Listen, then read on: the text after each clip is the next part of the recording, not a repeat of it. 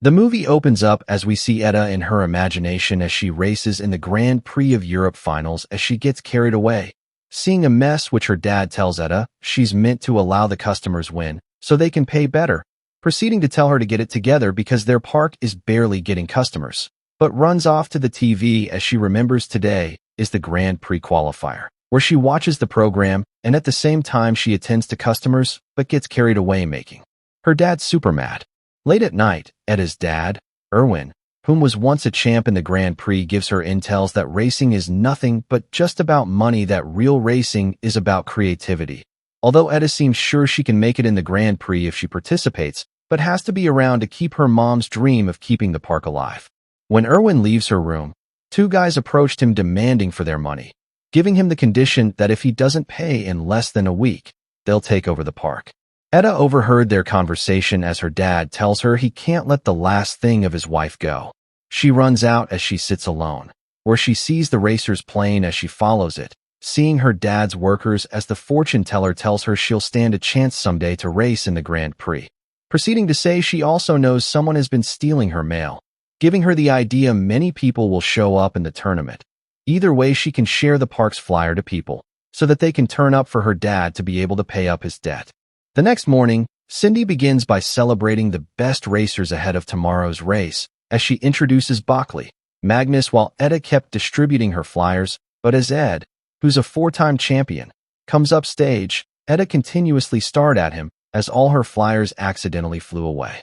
In line of her trying to get them back, she runs across Ed's car, her idol, which seems irresistible not to touch, although Ed soon saw his car moving as he limps on it, forcing her to drive back to the garage, although within him, he seems impressed with her driving skills as they crashed in a sand where Ed springs his shoulder, constantly blaming her as he furiously admits he can't go to the hospital because an injury is a certain disqualification as he pleads that no one has to know about this. Before Edda takes him to her dad's worker who's a fortune teller, who tells him it will take weeks to heal. Anyways, Edda's friend walks in, who thought he was talking to Edda, giving Edda the clue that both her and Ed do look alike as she suggests she takes his place in the race, which Ed doesn't have a choice but to agree. Although Edda requested, he pays her half of the money to save the park. Meanwhile, a mysterious racer plans dirty for the rest. In a way, the event in Paris had begun, where Cindy gives intels that they don't only have to beat each other, but to survive some obstacles on their way as she goes on to interview some racers where Ed introduces Edda as his biggest fan. Just after that, Ed takes Edda to train her on how to act exactly like him, although knew much about him already. Even so, Ed hands her an earpiece to take instructions from him while she drives. Just about to start, Edda seems a bit nervous as Ed tells her all she got to do is to get to the next race is to be among the top 30 cars. During the race, Edda turns from ninth to last, causing Ed to faint. Anyways, Cindy fires up the race as she releases Thunderbolt as obstacles to the racers. Ed happens to guide Edda to avoid the thunders as she made it up to the 36th position where she's gaining up on Magnus and Natchcrab. A mysterious grease slows down Edda, making her come 30th in the race, although Ed doesn't believe the race was Sabotage. The next day, the race took place in Alps, where it seems Edda now gains courage. This time Cindy uses a giant snowball as obstacles.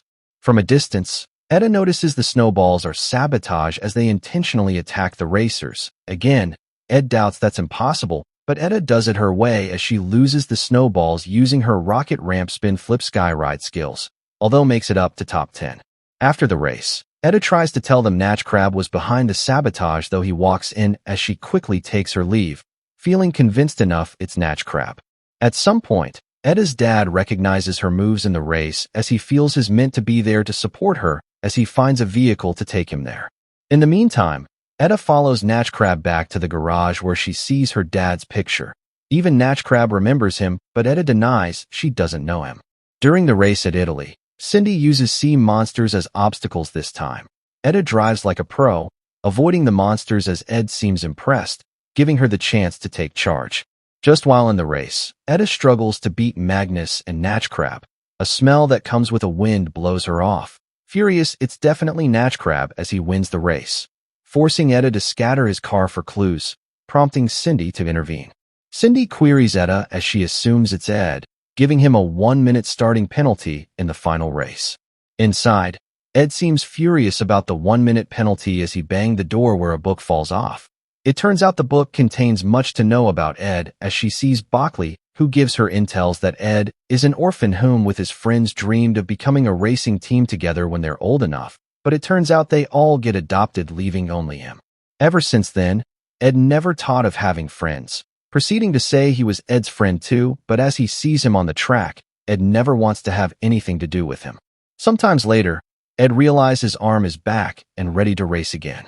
While walking to the room, Edda notices the same smell again as it leads her to Magnus' room, where she hides by the tree, grabbing the keys from his pocket.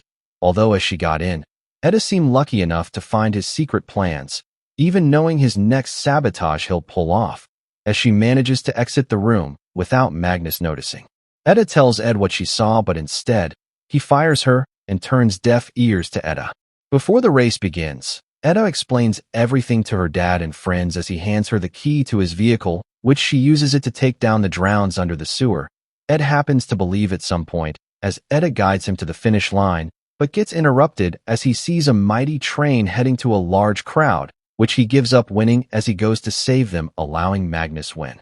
In joy, Magnus slips on his dashboard as he accidentally reveals his sabotage, disqualifying him in the process. Natch Crab happens to be the next winner, though hands the trophy to Edda, revealing he knows her dad's signature's move if he sees one. At the end, Edda Mom's Park was saved while she forms a partnership with Edition. Well, I'm guessing you enjoyed the movie. Don't forget to like, comment, and subscribe to Global Recaps for more mind-blowing recaps here. Thanks for watching and stay tuned.